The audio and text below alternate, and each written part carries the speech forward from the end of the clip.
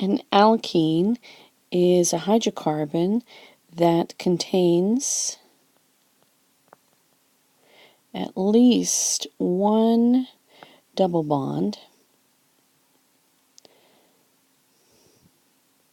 between two carbons.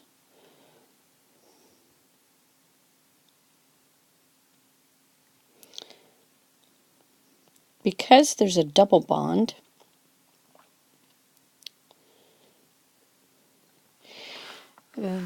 these compounds are considered to be unsaturated because the carbons are not bonded to the maximum number of atoms. Each carbon is only bonded to 3 atoms. So they are unsaturated. So, naming them.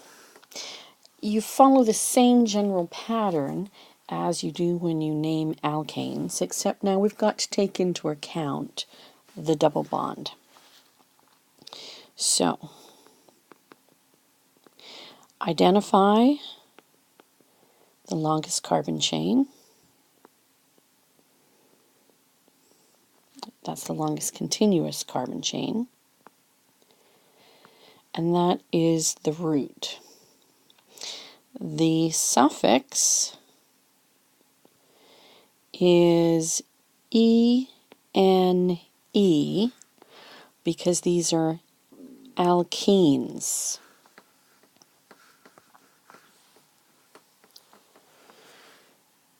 You have to identify where the carbon-carbon double bond is if your structure is 4 carbons or higher. So if you're 4 carbons or larger, you need to include a number indicating which carbon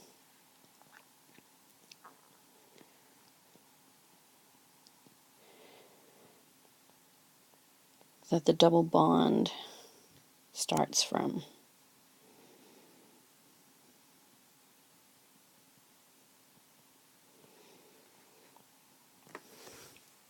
And this is because once you hit 4 carbons, there's more than one place for your double bond to go. You don't need to put numbers if there's only one place. For instance, C double bond C, C. So this has 3 carbons, so it's prop. Double bond, so it's an ene. And the double bond is between carbon 1 and carbon 2. This is the only possibility. If the double bond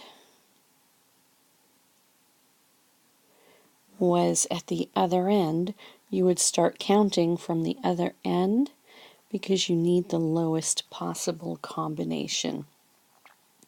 So it's still between carbon 1 and carbon 2, just like it is in this structure. So these are the same structure, they're not isomers. It's the only possibility, so it's just called propene. Once we get to more than one place for your double bond, you have to start numbering the position of your double bond. Here it's between carbons 1 and 2, and in this structure is between carbons 2 and 3. So when you name this, the longest carbon chain is 4, so it's bute. And it's an ene, and the double bond is between carbon 1 and carbon 2. So this is carbon 1 ene. Bute-1-ene. Sometimes that's the IUPAC name, but sometimes you're going to see in the textbook, various textbooks actually, as 1-butene, where the number goes out front and the suffix is just the ene. Either one is acceptable, but this is the new IUPAC rule. This structure then is 4 carbons, so it's bute. Double bond, so it's an ene, but it starts at carbon 2. So that's bute-2-ene or 2-butene. Again, IUPAC rules say bute-2-ene. If side groups occur on your structure, you have to identify by name and position where they are. So let's say this structure exists. So, longest continuous carbon chain is 4. There's 4 there, and there's only 3 there, and there's 4 there. Whether we go from left or right, we're going to end up on the same structure. So bute is the longest carbon chain. There's a double bond, so it's an ENE. But we have to start numbering from the end closest to the double bond. So this would be 1, 2, 3, 4, or 1, 2, 3, 4. So you can see the third carbon in the chain has a methyl group on it. So this is why it doesn't matter if you take this to be a longest carbon chain or this. You're going to name the same structure. So the carbon-carbon double bond is after carbon 1, so it's 1 bute-1-ene. There's a methyl group off of carbon 3. So this is 3 methyl bute-1-ene or 3 methyl 1-butene. You will see both in textbooks, but this is the new IUPAC name. So again, when you're numbering for prefixes,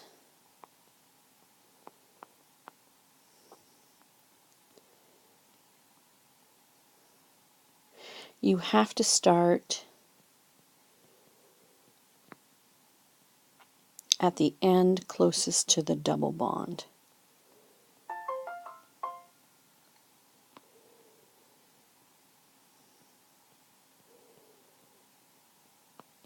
Start at the end closest to the double bond. So the double bond has priority. Now, let's take a look at this compound. If we read left to right, we've got 4 carbons in a row containing our double bond. So some people jump to the conclusion that this is bute, but it's not. If we look at this bend, we've got 4 carbons this way too, but this way does not contain our double bond, so this cannot be our root either. If we look from our side group up and to the right, or from what looks like the end to the side group, we can see that we've got 5 carbons in our longest carbon chain. So that makes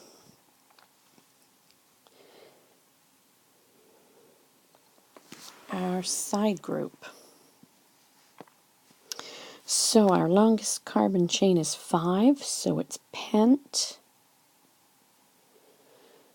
The double bond is 1, 2, 3 carbons in, or 1, 2 carbons in.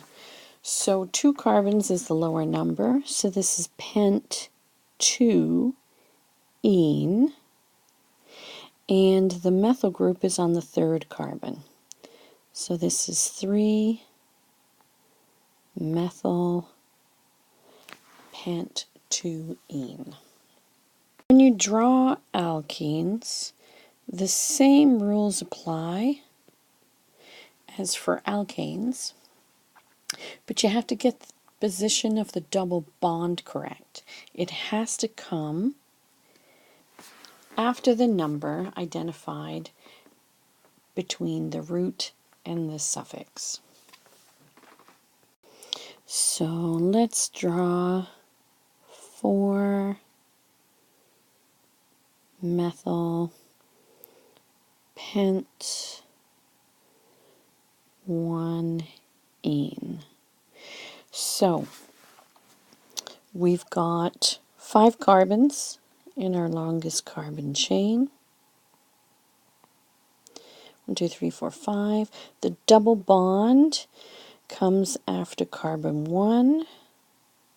So let's put in the rest of our bonds to make each carbon have 4 bonds. Put on any side groups. We've got a methyl group on carbon number 4. Because this is carbon 1, that makes this one carbon 4. And now fill in our hydrogens.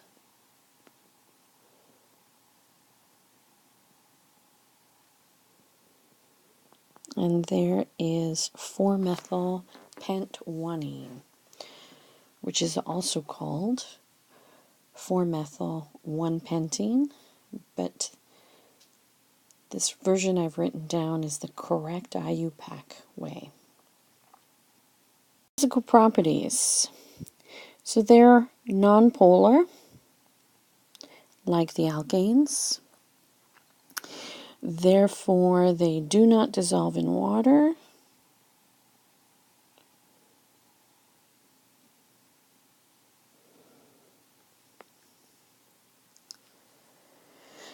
Carbons 2 to 4 are in the gas state. And they have slightly lower boiling points than the alkanes of the same carbon length.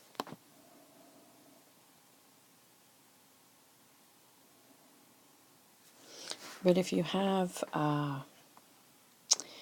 isomers, they will have slightly different boiling points. So 2 isomers of each other, like cis and trans 2-butene or cis trans but 2-ene, will be slightly different from each other. And again, this is due to the fact their intermolecular forces are only London dispersion forces. For both solubility, can't dissolve in water, can't form hydrogen bonds with water molecules, can't accept hydrogen bonds from water molecules, and low boiling points because very weak intermolecular forces.